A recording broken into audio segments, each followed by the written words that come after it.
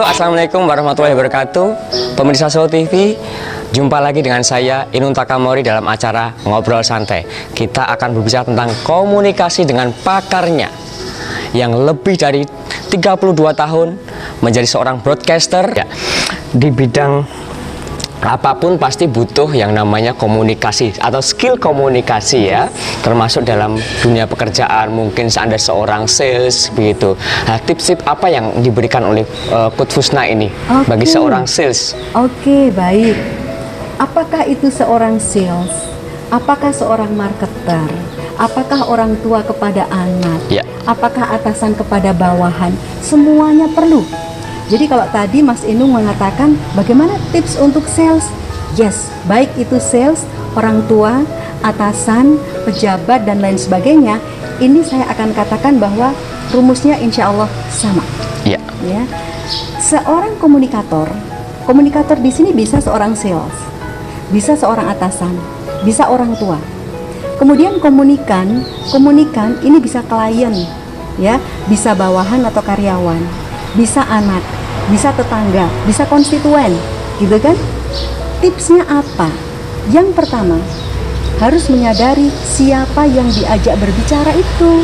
Ya, harus tahu siapa dulu ya. Iya. Baik. Itu yang namanya adalah target audience. Oh, ya. ini Jadi penting harus nih. namanya TA, Ya. target audience. Nanti ketika kita berbicara tentang target audience, insya Allah dalam ngobrol santai berikutnya, kita akan bicara tentang segmentation. Oh, Tapi keren. ini saya bahas sekilas dulu tentang segmentation, Baik. sehingga menemukan yang namanya target audience. Target audience itu siapa? Bisa dibedakan dari umur.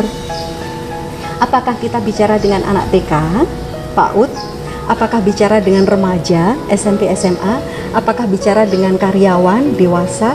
Ataukah berbicara dengan orang tua? Kita harus ketahui dulu umurnya, karena berbicara dengan umur yang berbeda menggunakan cara yang tidak sama.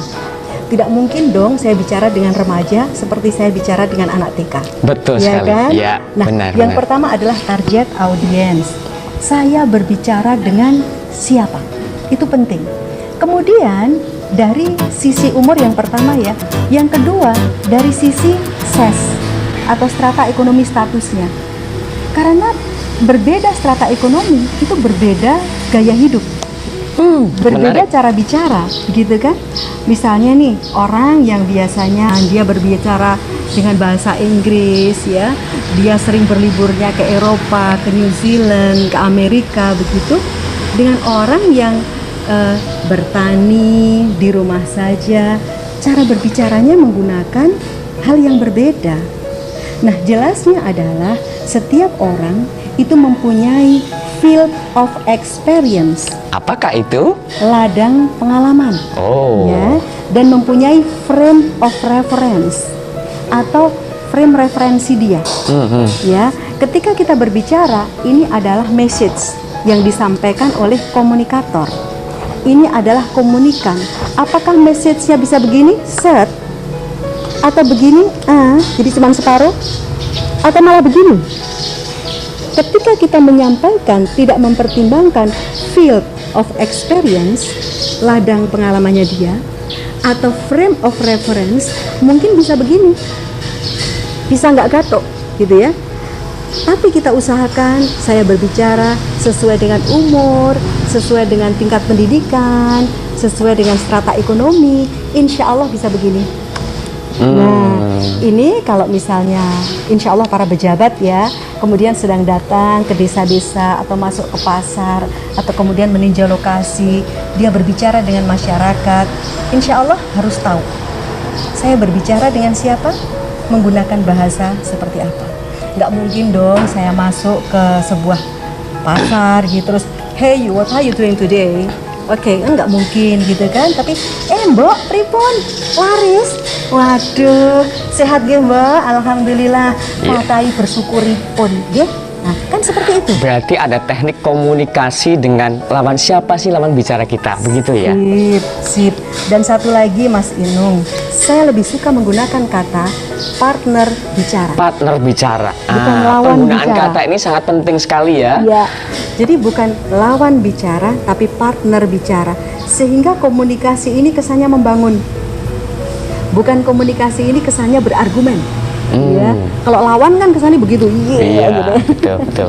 Tapi kalau partner bicara, kita akan membangun penuh dengan kasih, kepedulian, kita berbicara. Nah, kita tadi sudah bicara tentang basic komunikasi dengan skema yang sederhana. Rasanya pasti gampang dong seorang komunikator bicara dengan komunikan, menggunakan media, memberikan message, ditarik feedbacknya. Yang diperhatikan adalah field of experience dan frame of reference.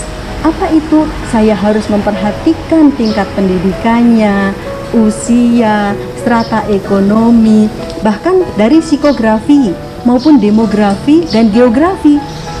Orang di tengah kota dengan orang pedesaan berbeda. Orang di pegunungan dengan di pantai tidak sama. Orang yang biasa bergaul hore-hore dengan yang menyendiri mempunyai habit yang tidak sama. Ya. Tapi kalau itu semua sudah tahu, rasanya gampang dong.